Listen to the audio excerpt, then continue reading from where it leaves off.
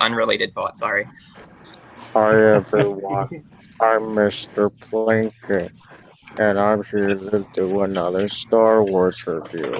Oh Oh yeah, my that's it. god, gosh, what's wrong with your Alrighty, face? ladies and gentlemen, welcome to Inside Movies Galore. This is episode number 10. I am here with several other people that I know, and will Tito, welcome back to the show. Thanks for having me back, sir. Awesome. And we also have Dustin. Welcome back to the show. Hey everybody. We also have Dane. Yo, yo, biggity, check Welcome. yourself before you wreck yourself. Get wrecked. We also have Amir. Thank you for returning. Hello. Thanks for having me again. And then we also have new to the show. We have Brandon and his wife. Thanks for coming on, you guys. Thank you very much for having us. Hi. So now that we've kind of introduced ourselves, the film of tonight's viewing is from 2003, and it has been labeled as the Citizen Kane of bad films. So it is called The Room, and it is directed by Tommy Wiseau. Are your thoughts on the film? Was this your first time seeing it? Yeah, this is my first time seeing The Room. I think The Room had love, passion, sex, betrayal, domestic violence, drug abuse, and suicide. Should grab your attention, but the acting was atrocious throughout the film. If someone had told me a 10-year-old wrote this script, I'd believe it.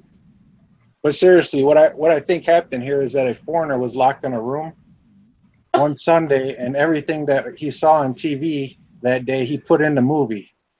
And that is where the title came from, The Room. I think that the reason so many people like this and say it's a great movie is basically nobody could unintentionally make a movie this bad. So they try to find symbolisms in the movie, like how they toss a football back and forth, like represents that horror Lisa and her soft core porn scenes going back between the guys. But I always try to find something that I like in every film that I watch. Wow. I think this film was, I think what they were probably doing, the one part I could say they got right was basically Lisa's mother. I think they were trying to get her to be annoying as hell. And I think they pulled that off. Yep. He was probably the best actor or actress in the movie, in my opinion. Mm-hmm. But overall, I mean, you guys remember Lloyd Kaufman? He sells a DVD, How to Make a Movie. This director could basically Make your own damn movie. Yeah. Make your own damn movie. Yeah. Just to interject, I highly recommend everyone read that book. It's a great book. Well, I think just the opposite with this one. This director, he could probably just retitle his film "How Not to Make a Movie." I'm still trying to get the flies out of my DVD player after watching this pile of dog feces. You found the DVD? Yeah, I actually had it in my collection. Honestly, I'd shoot myself in the nuts sack before I'd watch it again. Did the DVD have extras? Damn. Alrighty. It wasn't that bad. Amir. No, It was definitely bad, but I have probably watched that movie about, at least in the past year. I've watched it about 15 or 16 times when we get together with our best friends Nick and Teresa. That is one film that we watch while we drink. And I mean, I'm pretty sure you guys have I don't know if you guys looked up or have heard of drinking games. Every time there's a spoon on the screen, every time Tommy Wiseau, every time he does his awkward laugh, every time he says that Mark is his best friend, every time he says that Lisa's his future wife, you take a swig of whatever you're drinking. Usually, like, we don't make it past like 50 minutes, but I mean, honestly, I appreciate the movie for what it is. I believe that Tommy Wiseau has. I think he grew up on American cinema, and over the course of his life, he's watched so many Academy Award winning films that he decided to put every single cliche known to man, love stories, crime, betrayal, like those kind of films,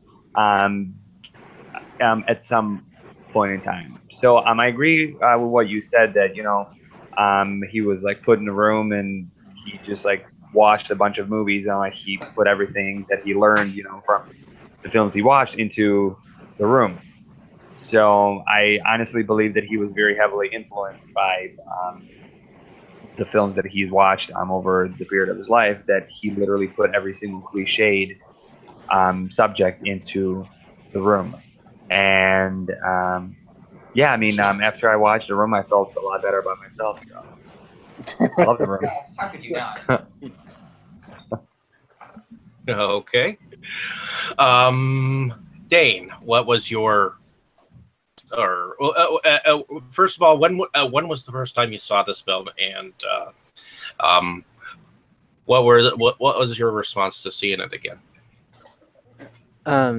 So the first time I heard of The Room was, if you guys know who the Nostalgia Critic is, he did a review of it, and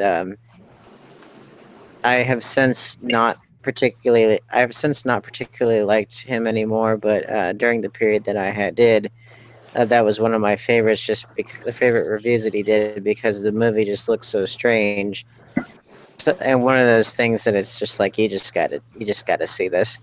And so I did eventually see it with my brother, and I appreciated some of the elements of it at the time. It didn't quite take hold of it. It didn't quite take hold the first time, but slowly but surely it kind of creeps into your subconscious, and it really takes a firm hold in you. And then finally, I have it on Blu-ray in my collection, and I have to say that it's one of the. It's on Blu-ray, and it's one of the movies that I think it's the movie that I can put on no matter what mood I'm in, and it will cheer me up. Because I think that it is. I really do think it is a masterpiece, not in any of the ways that it intended, but I think that Tommy Wiseau created something that I think most filmmakers in general, let alone independent filmmakers, he created something that a lot of people wish that they could create, which is he created a cult sensation. He created something that people quote, that has a ton of fans, does roadshow screenings all over the place, something that was personal to him that everyone didn't believe in, and yet it has such a huge following, and now it has resulted in the book, The Disaster Artist, and now the movie, The Disaster Artist, which is Kevin, thanks from for showing the up early there. press. Yeah, the press, the early press of it is looking very positive.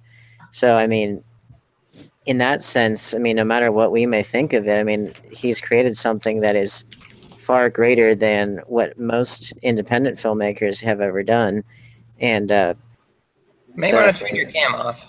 that's definitely worthy of admiration, if nothing else. That's Kevin and his finger, guys. Yeah. Well, I kind of feel like that, even though I look at Tom Wiseau as like sort of the L. Ron Hubbard of the film world. I feel like almost just rolling with his work. This is a guy who's like, I mean, if you look at his personal life and you connect it with his professional life, it's almost like he was like in a big fuck you. Use my language. I'm sorry if I can't cuss. To Hollywood, into the film world, and to all these people who went to film school, all these people who like buy into the studio system. It's like, screw you guys. I'm gonna do my own thing. I'm not gonna take it seriously. And by the way, I'm gonna be this crazy ass character and not tell you anything about my personal life or about who I am, and have everyone speculate and have that tie into my film, and then leave it at that. Because we're still talking about this. 14 years later, we're still talking about this film. He's a good con artist because the movie sucks. I have to disagree with you. I honestly think he was dead serious about what he was doing. Yeah, I felt that way too. Yeah, I don't know if you read the book. I mean, and I kind of joined in the conversation. I'm a little late, but so I apologize. But yeah, I mean, if you read his book, it's told by Greg Sestero, the guy who plays Mark, and Tommy Wiseau was incredibly serious about what he was doing, and he at this one point, Tommy and Greg had dinner, and Tommy kept saying throughout the dinner how this movie is going to take them places, how the script is flawless, how it's a fluke, how there's this and that, and he was very serious about what he was doing. So that was just my 2 cents. But then he's a hack. So was the director of Troll 2. Well, yeah. And the He gets like mad when you say it's bad. We should not. Oh, sorry. Go ahead, Dave. Yeah, we should not discount the fact that his that Tommy Wiseau's background is on the stage, and that he's a big fan of Tennessee Williams. So you can, in fact, The Room has actually been staged, or rather put on the stage as part of the. It was through the American Film Institute. It was through their, which I don't even know if they didn't even know that they did stage things, but. I guess it's because it's based on a film, but he has done stage versions of The Room, and it was originally supposed to be a novel, and then a play, and then finally the film. And but his background is in theater, and so that's why like the cast had understudies. That's why he replaced the crew so many times and that sort of thing. But you can definitely see the influence of early 20th century stage in the type of story it is, as well as the old school melodrama from, say, the 50s. This was back before the word melodrama became a pejorative. Melodrama used to be a legitimate subgenre of drama. And in a way, something like Rebel Without a Cause is kind of a melodrama. And that it was a big influence. You can't compare those films, man. Well, no, but you have. I wouldn't.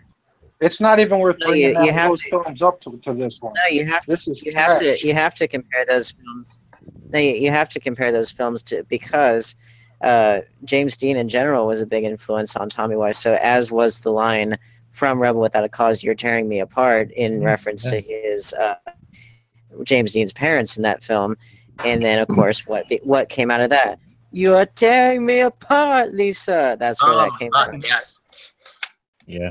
At least it's Celeste. It's bullshit. Hello.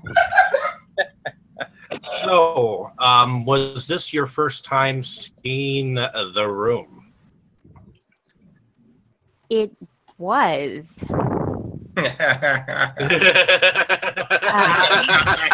All right.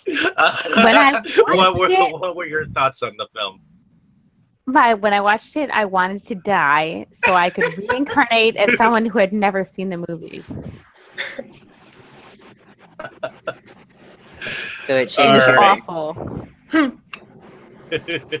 That's I listen to this podcast where they review movies, and every once in a while they talk about like their wife or girlfriend's reactions. And there was one movie they saw where she walked into the room, like watched it for like 2 minutes, and then said, "I don't want to live in a world where this movie exists," and walked out. That was basically my reaction. I mean, I actually have I got a positive out of it though. After watching The Room, I actually feel a little more forgiving towards other films that I watch in the future.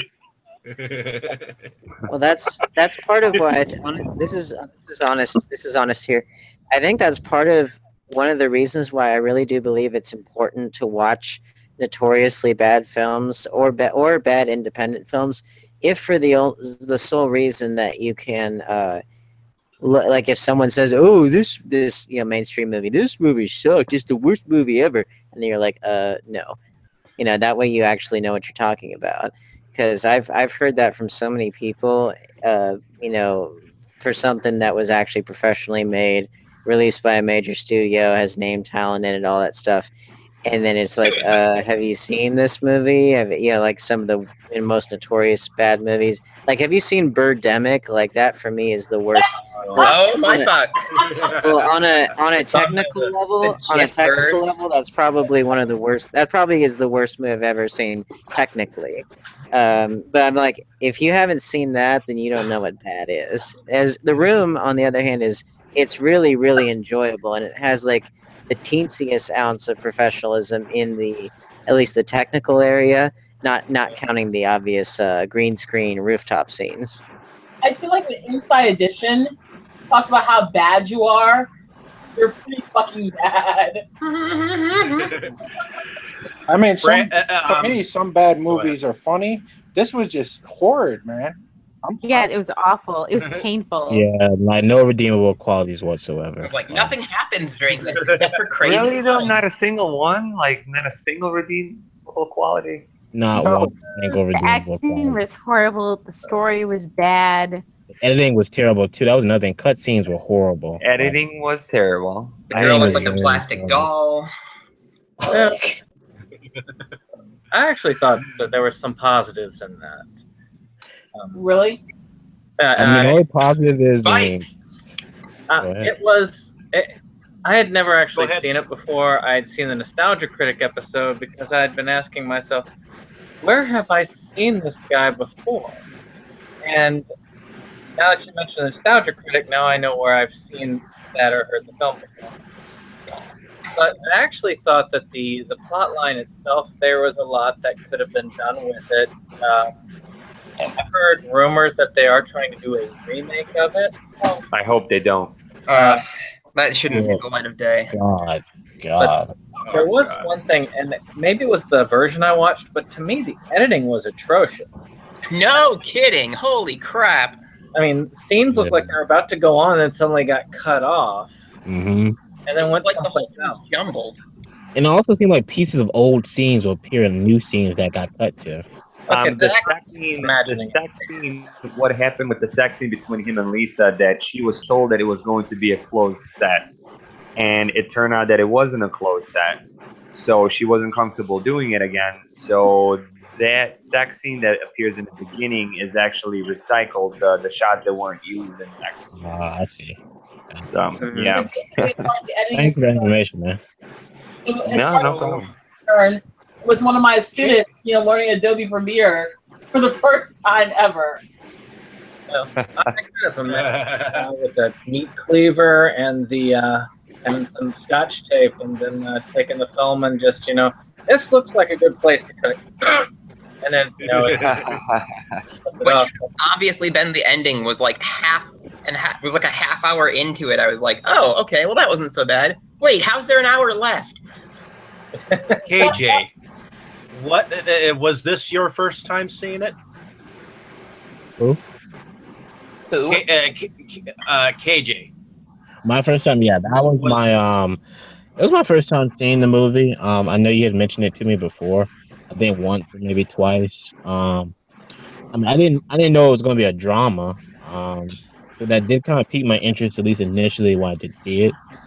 All I can say is it's probably the worst movie I've ever seen in my life. I mean, I'll say one thing. I mean, it's like, what, 102 minutes? Like, that's 102 minutes I'll never be able to get back in my life. Like, that was just how kind of... I guarantee you that you will go back and watch that movie at least one more time. Is, and it's just really a very fucking weird movie. It just really is. But, I mean, I think someone touched on it earlier. You can see the qualities of melodrama in that movie. I I mean, if the movie had better actors and maybe someone who knew what they were doing as far as the director, I might say, okay, maybe this isn't the worst movie I've ever seen. But I mean, the script is bad. I mean, that's probably just the whole entire thing right there. The script is bad, so obviously the directing isn't going to be that great, even as good as he could try to be, or the actors. I mean, it's just a terrible story. The only redeemable quality I would say is if this was somebody's first movie, at least they learned how to make a movie. I mean, maybe, hopefully, Well, it's possible. Wow. I don't know if they learned anything, but I mean, if they See, learned anything, I mean, because to me, there's nothing in that movie that's even worth showing to somebody. I mean, period. I mean, that's just like God. I Well, mean, you could show it to them for don't do this, don't do that, don't even think about doing oh well, this. yeah, you can do that, but I'm just saying, like, I like mean, this was a bad God, I decision. mean, like, geez, that was just a bad movie. Like, I mean, I just can't get back the time that I spent watching it. Like, I mean, 6 minutes into the movie, I wanted to cut it off. I mean, and I hate to be so much of a pessimist on the movie, but I mean, it was just fucking terrible. I mean, that's probably just the best way to say it. Like, that should be the tagline on the movie. I but see, mean, that's why I think also, like Dane said, I think some of the movies that are really really bad need to be touched on but I want to as ask a as question well. though. I want to ask a question. Did the person who made this movie actually intend for it to be this terrible? Because that's another thing too in itself. Did they actually intend for it to be that bad as That far as seems to acting be and a directing? dispute amongst this group. I think he was dead serious and wasn't trying to make like something awful. Like I think he just gave it his best shot and No, hasn't. like that's too terrible. I mean, like you must be bad as a director or writer, everything to be able to come up with that. Like if you're trying to, I mean, seriously, like that was just bad. Just period. Oh, I don't think really that think, honestly, I don't think that anybody could.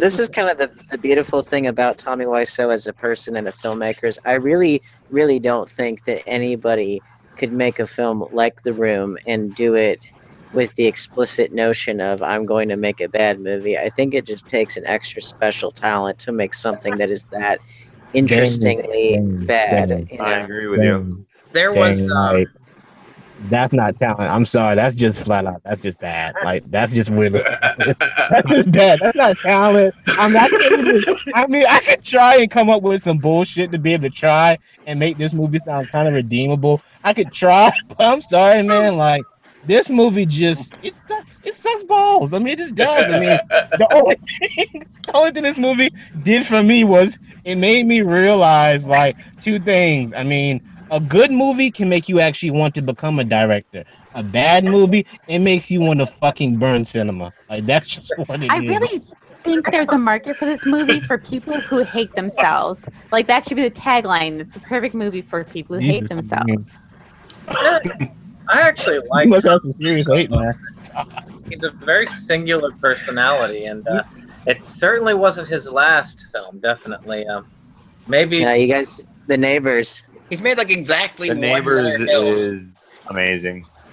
I love The Neighbors. See, I had actually first watched this film myself last week, Thursday, and then I pulled it out again to watch again because I like giving films rerun through just to see if I missed anything the second time. No, it did not change my life. I'm sorry, guys. But I'm in the middle. You're in the middle. Because on the one hand, it was totally atrocious. The acting was totally bad, and it literally just was a bad plot line. You knew exactly what was going to happen, and some of the sets you could tell were just so unreal. It was hollow. But that being said, there's something I like about Johnny and his character that for some reason some of his lines that he says are resayable after you see the film. You can't help but remember how he said things in that dramatic way. And maybe I it was wanted just him to because die. he was. Can I say the greatest character in the entire film is Chris R? What's Celeste? Don't you know? I mean, If a lot of people the love film- each other, the world will be a better place to live. I liked the girl. I felt bad for her. Her mom was awful telling her to stay with him. Her mom did He- suck. Make the movie. I mean, her mom you might could have been be the a But best her actor mom in had the breast movie. cancer. I mean, Just Oh, yeah. the way Redeemable he character. talked was enough to make me never want to be around him. Lisa. Jesus Christ. I You gave you shouldn't my keep world. You shouldn't keep any secrets from me. I'm your future husband. Actually, I mean, what type of accent was that? I mean, what type of accent was that he was talking with? Like, God. Supposedly Well, he's Polish, but I don't know. Well, Nobody knows. apparently, he comes from. Well, he has not been very open with it, but apparently, he comes from an Eastern Bloc country in the this was during Jesus, this. ain't no black in that brother. That's for damn sure.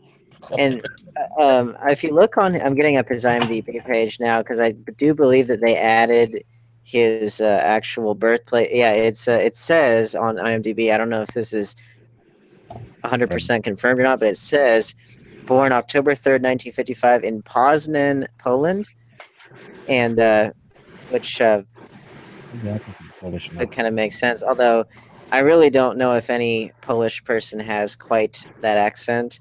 I did really, but okay. Here's another thing I'll say with Tommy Wiseau that if anybody is a fan of Christopher Walken or Nicolas Cage, I think Tommy Wiseau's in a similar.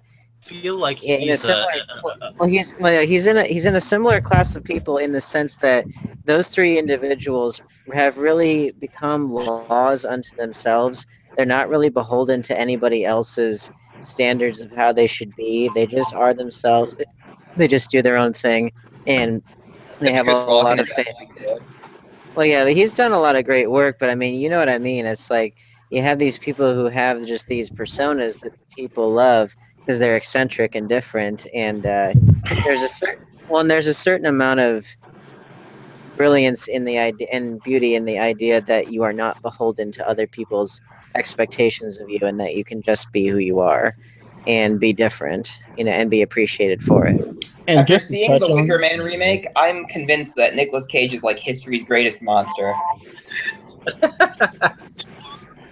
Oh, Step the away from bee, the bike. the bee scene alone. So I hate Nicolas Cage a lot. the reason I think the reason why this was a good film to talk about is because it's one of those films that kind of splits the lines of people's opinions. I think it's a divided line, and it's very clear exactly where people stand on the film. Either you love it or you hate it. So I think this was definitely a film that you have to see so that you know what you don't like. Don't waste 90 minutes of your life. I mean, but I do want to say something, David. I do want to say something. Listening to what you just said just now, I do think I've actually gotten, like, not joking, but an actual good redeemable quality to this movie. The one redeemable quality is when you watch this movie, at least it gets a reaction out of you. That's probably the best thing I can It's say. true. I mean, Yeah. because there are plenty of movies that I've seen. I mean, and you can just say it, like, there are a lot of movies you watch and you sit there for about an hour and 30 minutes. You're just like, oh, okay. And then there's the ones, it's a reaction no matter whether it's negative or positive. You'll right, remember. right. It's just Yeah. yeah. Yeah, but see, the thing is, I if think we were not going that's to a talk great about thing. this tonight, my reaction would have been to turn it off. So I think that's really the type of reaction is just to turn it off. If I But didn't, still, you got a reaction that's- though. Your that's specific your words. reaction. Your specific words to me before the show was, "Why the hell are we watching? Why the hell did we pick this tonight?" yeah, I would have Because shut it off. Dane cast the deciding vote over Chainsaw Massacre like a jerk. Well, there's something to be said for a film that will. Irresponsible. Brute. Oh, I don't care. I played the fifth. Suffer my wrath. There is something to be said for films that beg a reaction, whether it's positive or negative. a lot of my all-time favorite films, they tend to be really controversial, and Okay. I think that that's a wonderful thing when you have a movie that you're pretty much forced to not only talk about and see, but have an opinion about. I think that that's a great thing because what it does is it defeats complacency and indifference, which is the death of art. When you're just indifferent about it, because like a good example is the Passion of the Christ when that came out, how that just absolutely that was another like really hard line. People either loved it or hated it, and It's a little that was the different because it deals with religion. That is a that was the masterpiece. movie That that is a masterpiece. Like that a was the more movie that you could not. It was impossible to not have an opinion about it, and I mean, that's not just that. There's a ton of other examples, but I mean, I think that's a beautiful thing whenever a work of art can come out and people have very strong feelings about it, and there's pretty much no room for complacency. And another thing, just to say it, I mean, he made his movie. I mean, I can hate the movie all day long, but hey, at least he made his movie to his own vision. I mean, that's I something agree. I agree. Yeah. That's something none of us can take away. He made his own movie.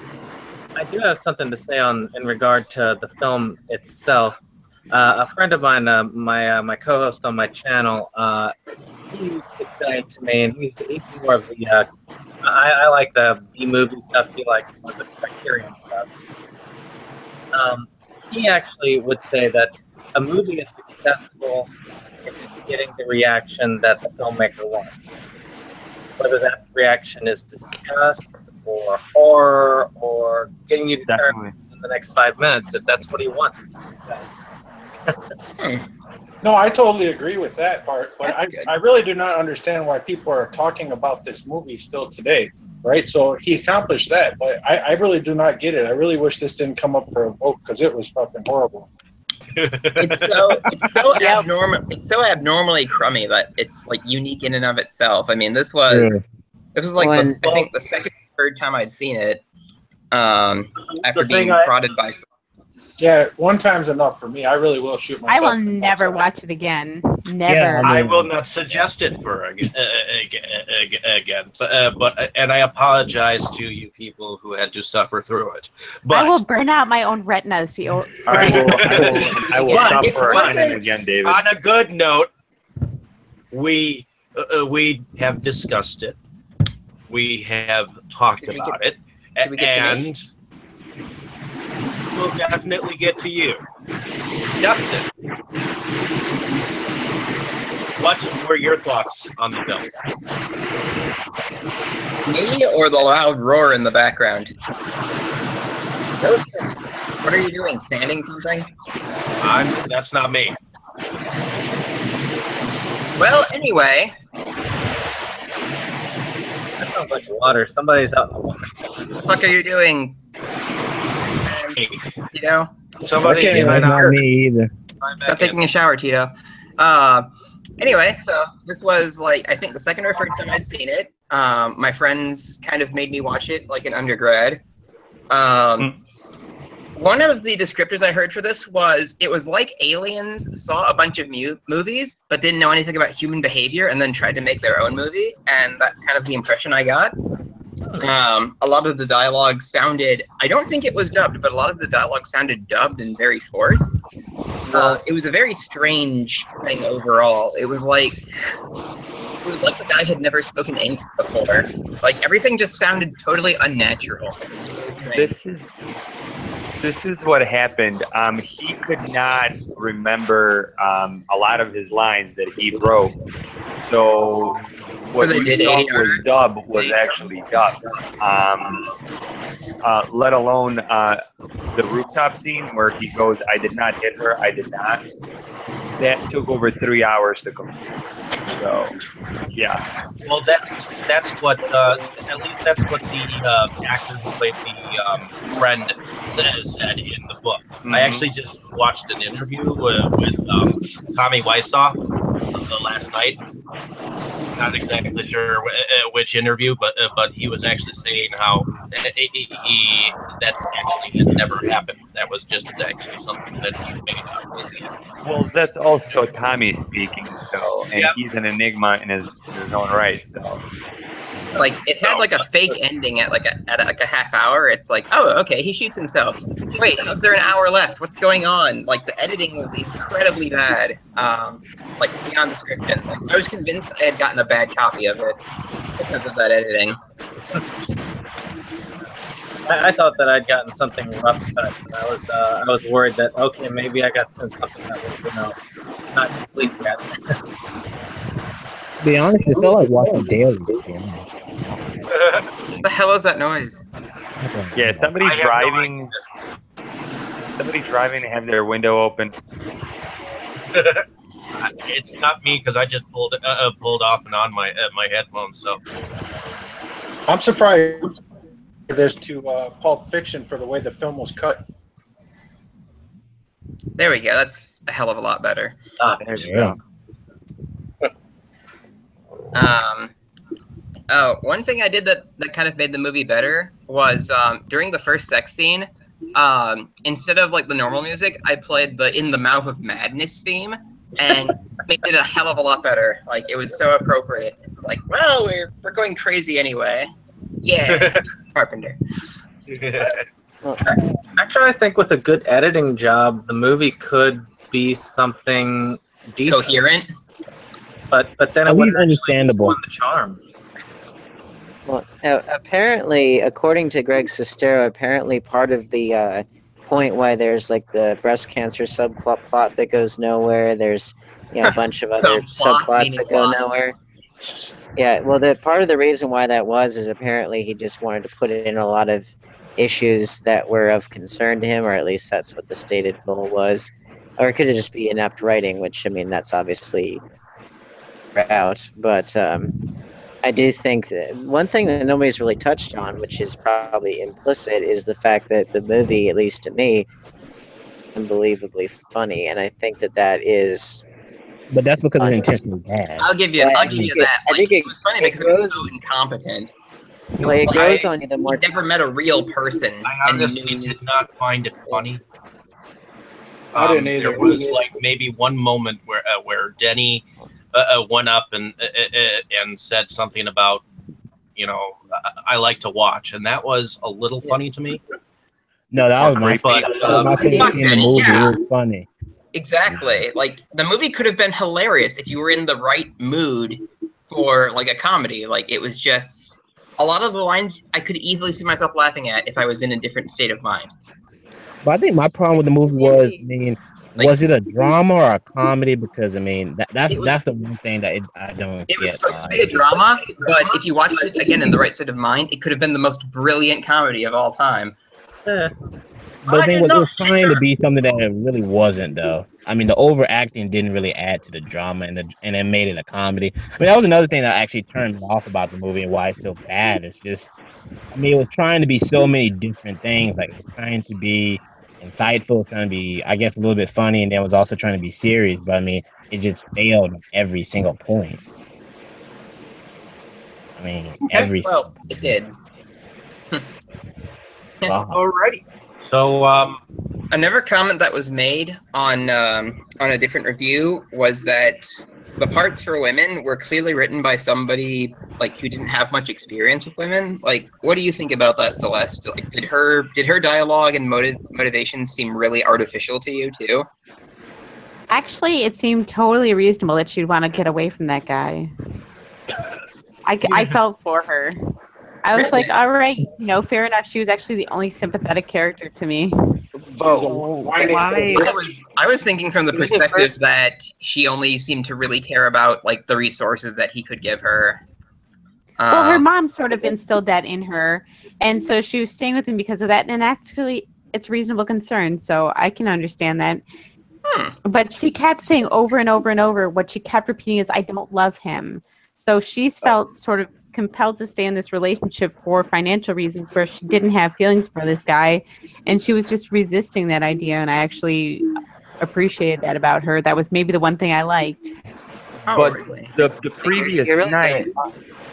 In all honesty, you're the first person I've ever heard who's been sympathetic towards Lisa, and that's another kind of admirable thing that someone can get that out of it. Yeah, I thought she was just like a caricature of like somebody who's never Of somebody who I thought she was a caricature of what somebody who has a low opinion of women would imagine all women to be like. Like, I thought she was pretty extreme to the point of being unrealistic. Right, but the thing is that they act. I mean, like when they had sex the night before, it's not like this was portrayed as an ongoing thing. Like, in one scene they had sex and like they were passionate and they were like all lovey-dovey with each other, and then all of a sudden she does 180 like the next morning. It's like, I hate this guy. Yeah, it was so strange. It's like, oh my god, like I love him, blah blah blah. Like, you know, Johnny buys me everything. The dress is from Johnny, blah blah blah. And then all of a sudden, it's like, I mean, literally like 8 hours later, like I don't love him anymore. So like, what happened like within 8 hours? Bad editing. So I found her. My favorite character in the entire film is Chris R. He's the only one that makes sense. Was that Mark or Danny? Like, it was very Chris R. to tell people apart. Chris R. is the guy who comes with a gun to the rooftop and demands money from Danny. And he was the best actor probably in the whole thing. He is the best actor. I agree wholeheartedly. The best actor in the whole thing. He only had a few seconds. What kind of drugs do you do? What were you doing? Tell us. What were you giving it to him? Selling it to him? Epic. Now, you know what's funny? See, You know what's really funny is if you've ever seen the behind the scenes of the film, which is on the DVD and the Blu-ray, and you actually see the actor who is playing, if you actually see Denny and Chris R, they rehearse, they like bounce the ball back and forth and they rehearse their dialogue. It's significantly better acted because it feels a lot more natural as opposed to like the really stilted, stagey version that actually made it into the film. Stilted is a kind word, but yeah, agreed. No, but the point is that they're not just talking heads. They're like actually doing something, and they're like actually, as we call it, the actors have business in the scene because they're doing something. They're energizing it, so it's significantly better acted. So they had it in them. They were just obviously directed by Tommy Wiseau. Yeah, I don't know. I still think you're grasping at straws here. If you're saying there's something in the film you actually like. No, honestly, I love it all because I think it's really, really funny and enjoyable, and it grows on you the more times you see it. I can eat. But I also fully admit that it's something that you either appreciate or it's just not at all for you. Because it's. No, but I think it just gets a reaction out of you. That's really just the only positive thing I can really say about it. And that's what a movie is supposed to do. It just gets a reaction out of you. Actually, I figured it out from research. James Franco is the one that's looking at doing a remake of The Room. He did The Disaster Artist, which is an adaptation of the making of the film. Yeah. That should be cool. Yep, it looks. Yeah, he's It looks Johnny. that's kind of what doing a podcast about this film, I think, prepares us for that. Yeah, fuck that.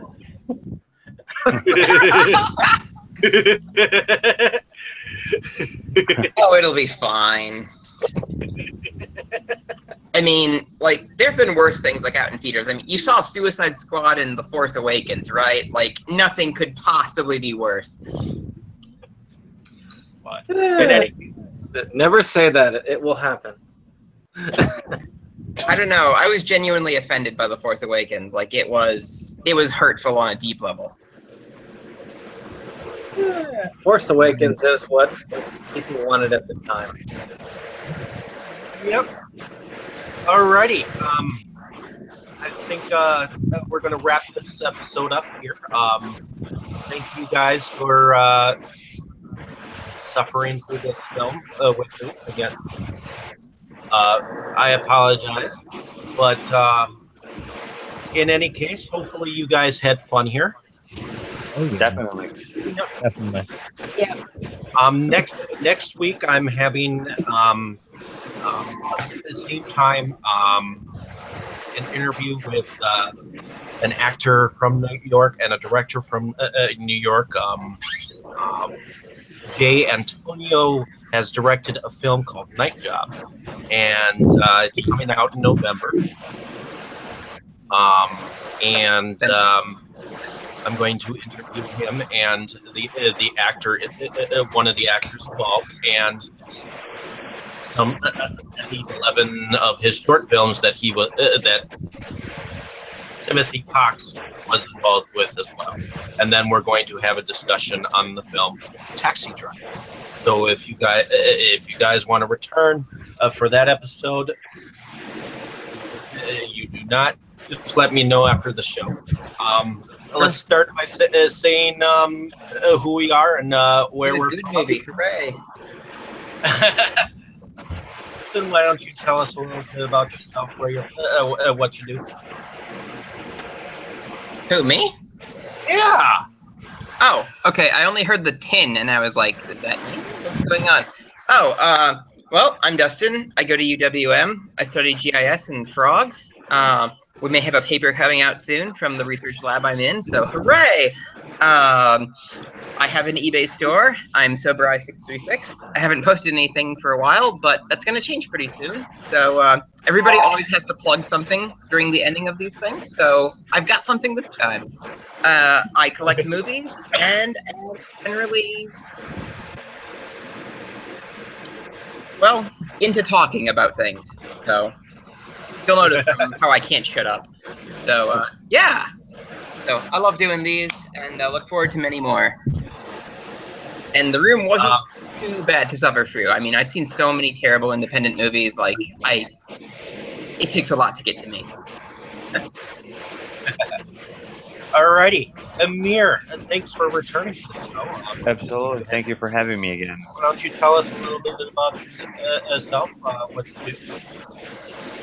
Definitely. It looks like it sounds like somebody's driving again. But my name is Amir. I'm from Buffalo, New York. I make horror films for $0. I wish I had The Room's $6 million budget, but that's another story. How did they even spend that much? Well, see, here's the thing. Kind of to throw that in there. $6 million.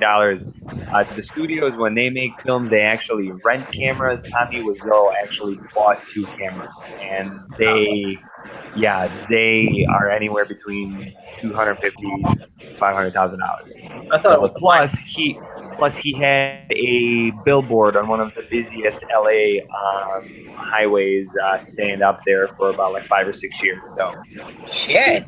Yeah.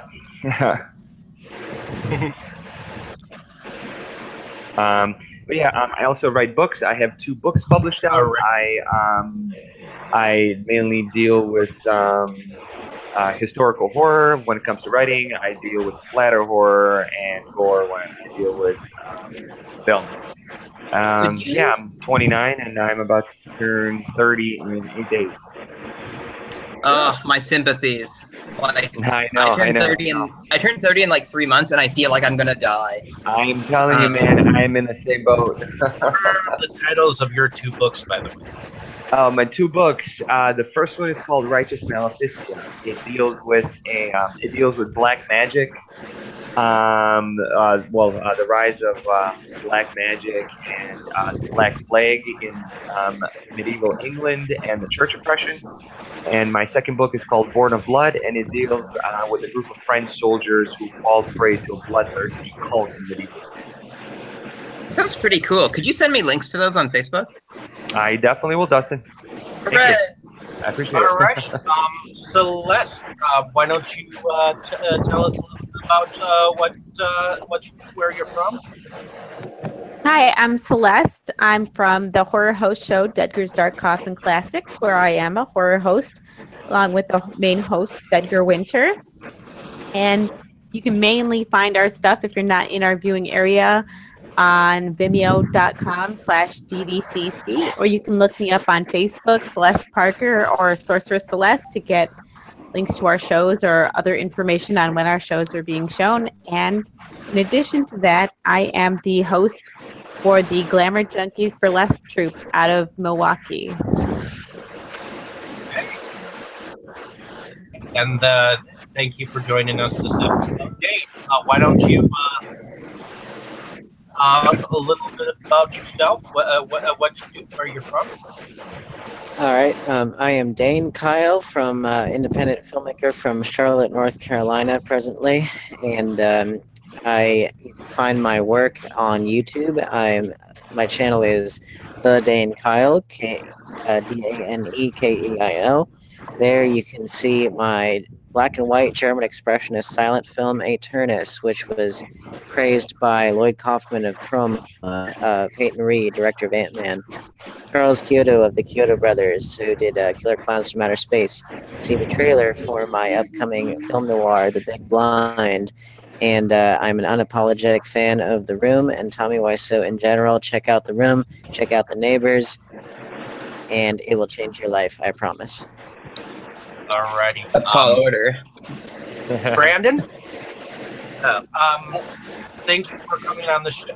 Why don't you tell a little bit about yourself? And, why don't you go ahead right afterwards? It has been a pleasure, definitely joining all this time. I'm definitely one of the older ones out here. 30 has come and gone a little bit too long ago for me. But I've actually been doing a blog for a while on movies. I'm a movie collector. I am a fan of physical media. And right now I have been doing a YouTube channel called Septum Sin versus the World. On that channel, I do movie reviews of the various things I'm taking a look at, be it independent or just odd stuff. And then at the same time, I also like to show off my collection and my genuine love for physical media. I'm joined actually with a co-host, and eventually my wife is going to be on the channel as well. She's kind of out now. But thank you all again. Awesome, definitely. And Tito, just a little bit about yourself. Yeah, I like to watch movies. Usually they're a little bit better than this one. I push buggies at Walmart, and that's about it. Something. Alrighty. KJ, thank you for returning to the show. Definitely a pleasure. I'd like to thank you again for bringing me on. It was a pleasure listening to everybody. Tell us a little bit about yourself. Sure. I created my own group, Timeless Classic Movies, when I was 18, and I was able to get up to 2,000 followers. Right now, currently, I'm in college. I'm at Central Carolina, going for a associate in arts degree, and right now, I'm actually trying to come up with an idea for my own script based off, listening to a lot of radio programs from the 50s and 60s. And the idea that I have right now is a private investigator idea. So I'm working on that, and just love watching movies. So I want to thank you again, David, for bringing me on. Definitely. Well, thank you all for joining me for this fantastic episode. Tonight's drink was MKE Brewery's OG, available in stores.